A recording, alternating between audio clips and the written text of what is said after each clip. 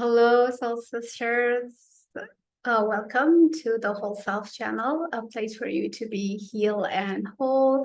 I am Rahil, and I am on a journey of self-discovery. If you are on the same path as me and you don't want to go through it alone, let's do it together.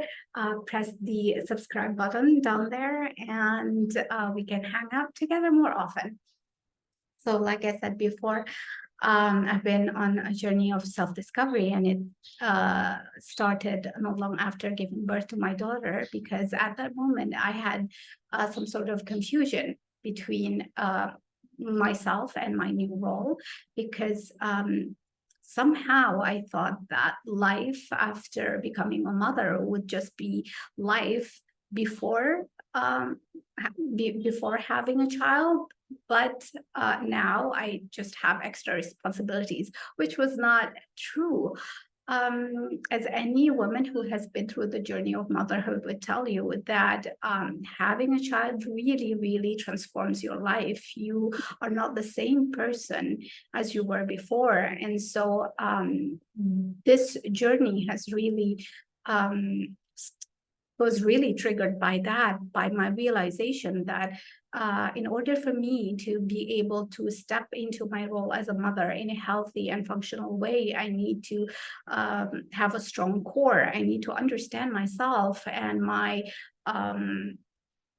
journey before becoming a mother, and what kind of mother that I want to be. Because regardless of all the parenting styles or parenting books that you've read, it's actually your own flavor and your own personality is what is going to be imprinted on your children. And so I didn't want to imprint my children with all the dysfunctionalities, my insecurities, my fears, and all the things that I'm unaware of.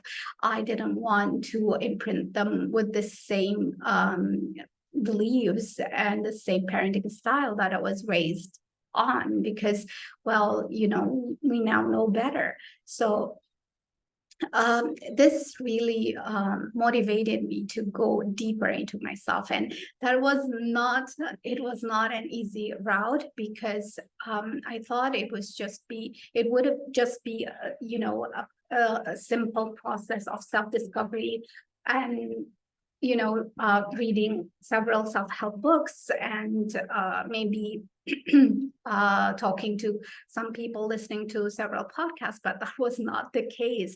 I really, really had to go deep inside myself and see all the parts of me that I have never been acquainted with before. And when anyone asks me how can they embark on a journey of self-discovery, I'd always say that you need to start within. You can't start from the outside, because what I noticed is that most people try to look for themselves in the regards of the other or in the outside world. So they would do things and act in ways that would ensure that they would get approval, recognition, acknowledgement from the outside world, or from the people that they care about. I'm not saying that this is bad per se. However, if you are doing from a place of lack, from a place of need, and from a place of emptiness inside, it will never be fulfilling, and you would always be enslaved by their admiration and validation. And the thing is, other people will not be able to give you the recognition and the validation that you want. They can only give you their own version of what they value, what they like, what they desire, and that might not be in alignment with who you are or what you need. So this might entrap you into further coping mechanisms, into becoming a people pleaser, or into feeling that you're always misunderstood or rejected. And for those who always feel that they are misunderstood, or that they are always they're always not welcomed, or nobody's trying to be there for them, I would always tell them that you need to be that person for yourself. So start from within and acknowledge all the parts of yourself, because usually our perception of the world is a reflection of the inner dynamics that happens in our psyche. What we receive, we perceive. So let me give you an example of what I mean. For example, if I have never knew what unconditional love or what true acceptance is, I would think that people praising me for something I did is a form of love or a form of acceptance, when it is just a form of appraising. It's nothing more than that. It's not a reflection on yourself, because even though you might feel glad and happy for that appreciation, and it is increasing your sense of self-worth, but what happens if one day, let's say, you didn't perform as good of a job, or you did a good job but other people just didn't notice and they didn't give you that kind of admiration that you want, then you would perceive it as something wrong, or a lack. You will perceive it as a lack in your self-worth, or that they didn't see your worth at that moment. And this would result in you, of course, feeling unsatisfied, resentful, or even rejected. And so I always say that you need to start from inside, start to appreciate yourself, start to see all the parts of yourself, accept yourself, and understand it. And sometimes when people say that they don't know who they are, or they don't know how can they meet themselves, I always tell them that you meet yourself every day in your interaction with other people, every day in your reaction to your to everything that happens in your daily life. But the thing is, sometimes you do not realize that you are meeting a part of you, and you somehow put distance, or you disown that part. For example, if you were angry, if someone said something bad to you when you were triggered, and you went into an episode of rage, and after you calm down, you would say that, oh, it's like it wasn't me. Well, in all truthfulness, it was you. It was a part of you that you are not familiar with. It's a part of you that only comes up from time to time, and you have not been able to accept it or sit with it and give it the space that it needs to for you to understand what's the message behind it. Because all the parts in us, what they really want is for us to be happy, to be safe. Maybe not happy, but to be safe. And if we are unable to hear the message that they carry, then or we even reject the message that they carry and push them aside, then they can only act up and come in sneaky ways, like, for example, when you're angry, or when you are unaware of your own reaction to certain triggers.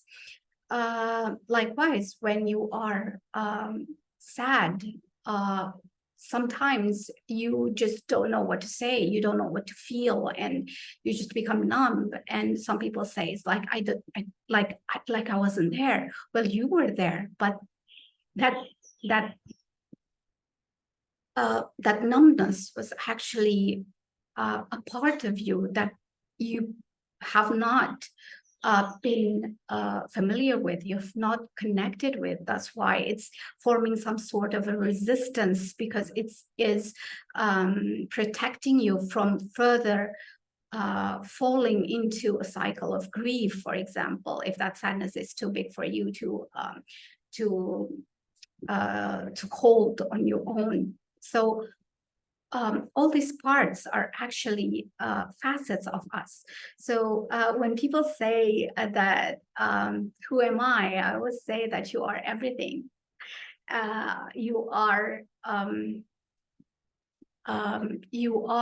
a beautiful mosaic painting with all its different colors and different hues. You have different flavors. You have different ways of reacting to things that happen in your daily life, and you can amplify, magnify, or even minimize any of these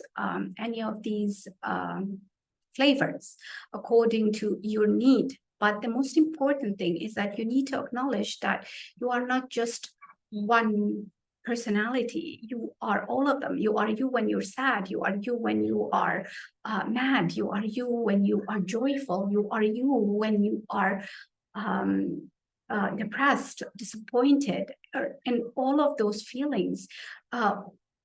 You are always you. You are never not yourself. Even when you are with some people who you need to put a mask on, that mask is still a part of you. That mask is probably the most presentable, diplomatic personality part of you that you have access to, but it is still a part of you. You're not playing a role because you won't be able to play a role that you don't understand or a role that you cannot resonate with. That's why actors need to study their characters and then embody it. And therefore, if you are able to put one mask, that mask, and use it to interact with other people, then that is not a mask. That is actually a part of you. That is a personality that you show off because you know that using that personality, you will be accepted by others. And my message here is that if you keep hating on any part of yourself, whether that the more representative parts, because you feel that you were forced to develop them due to, let's say, not being accepted in your childhood, or not in order for you to be able to fit in society or in school. And so whether you can accept those parts or not accept those parts, I feel that you need, first of all, to be aware that there are different parts of you. And the same goes when you are at home. You are a different person when you are with your mother, a different person when you are with your father, different person when you are with your husband, and also a different person when you are with your children. These are all different flavors, and you do not need to feel bad about, being different in all of these situations, because as long as you're aware of what you're doing and how you respond to them, you are actually being accepting of yourself. You are actually understanding that different people need different ways for us to adjust to them, and it is fine. It's not people pleasing or being codependent. I'll talk, if you want me to talk about people pleasing and codependence, I can do that later. However, my point in this episode is to show you that you don't need to go too far to meet yourself. You don't need to see yourself in the eyes of the other. You see yourself every day. You see yourself in your interaction with others and with yourself. Accept yourself. Love yourself. And only then will you feel that you have that sense of connectedness, that sense of acceptance, that sense of understanding. And if there is anything that you can take out of this video, I hope that in the beginning of this year, 2024, we always make New Year resolutions. I would like for us all to take the decision to know ourselves one step at a time, to know ourselves in a more close, deep, and intimate way every day. That's all from me, and I wish you a very wholesome day. Thank you and peace.